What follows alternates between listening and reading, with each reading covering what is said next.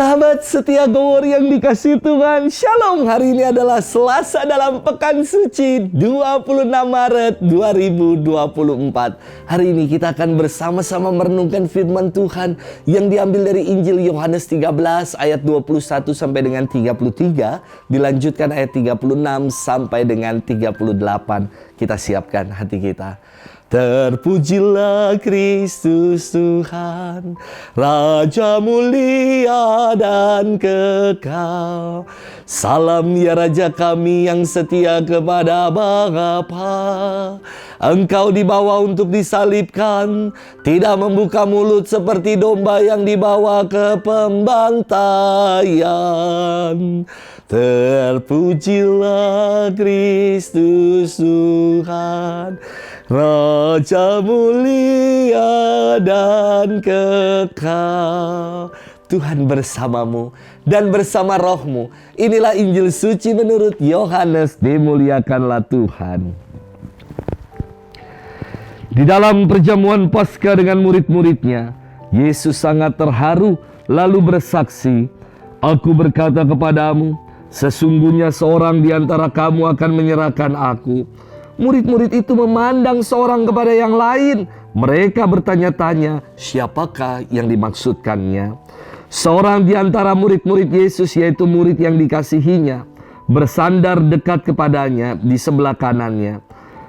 Kepada murid itu, Simon Petrus memberi isyarat dan berkata, "Tanyakanlah, siapa yang dimaksudkannya?"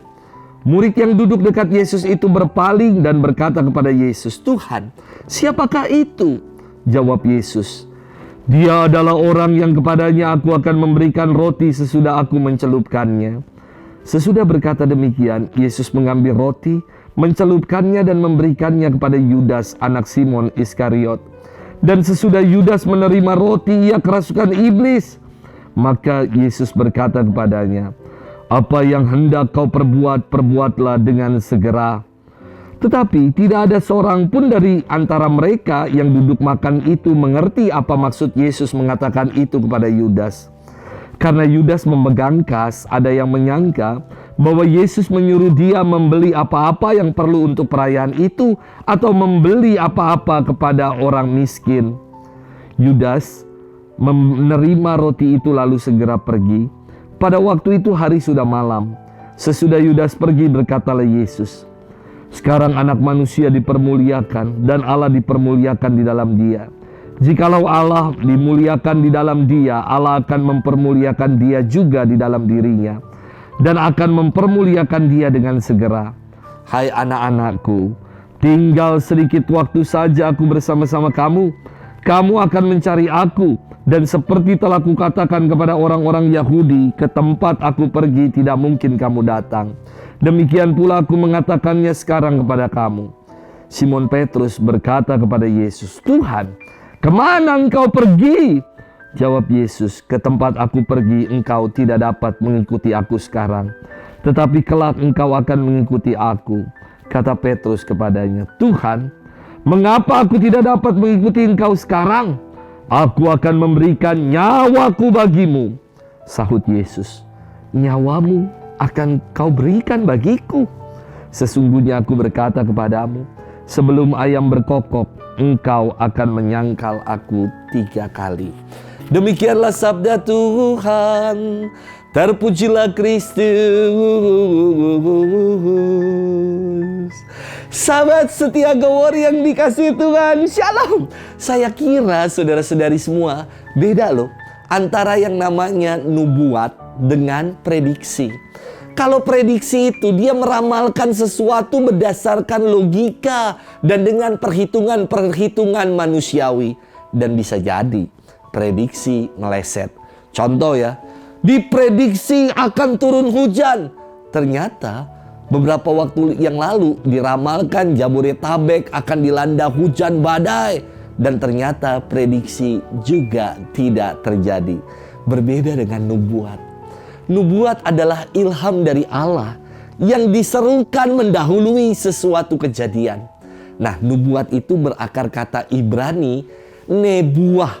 Dalam kata Inggris bagus disebut profesi, dari kata Yunani pro yang berarti sebelum, dan kata panai yang berarti mengatakan. Nubuat atau profesi adalah sebelum terjadi sudah dikatakan. Itulah nubuatan. Sahabat setia gower yang dikasihi Tuhan, firman hari ini berkisah tentang perjamuan malam terakhir yang dilakukan Yesus bersama dengan para muridnya. Sekurang-kurangnya Yesus menyampaikan 3 nubuat dalam momen perjamuan ini. Yang pertama adalah bahwa ada seorang di antara para murid yang akan menyerahkan dia. Dan betul, para murid tidak mengerti maksud perkataan Yesus itu. Walau Yesus sudah tahu bahwa dirinya akan diserahkan, bahwa Yudas Iskariot akan menjual Yesus dengan harga 30 keping perak. Namun, Yesus yang udah tahu hal itu, ia tidak lari, melainkan tetap taat kepada kehendak Bapaknya. Yang kedua, Yesus menubuatkan bahwa anak manusia akan dipermuliakan dan Allah dipermuliakan di dalam dia. Ketika Yesus disalib, Yesus ditinggikan di atas kayu salib, Allah dimuliakan dalam dirinya. Dan Yesus pun senantiasa memuliakan Allah. Dan yang ketiga, nubuat yang Yesus sampaikan adalah kepada Petrus yang menyatakan bahwa dirinya akan memberikan nyawanya bagi Yesus. Dan Yesus mengatakan, sebelum ayam berkokok, engkau telah menyangkal aku sebanyak 3 kali. Dan sungguh, semua nubuatan-nubuatan Yesus itu tergenapi. Ia dikhianati oleh Yudas Iskariot.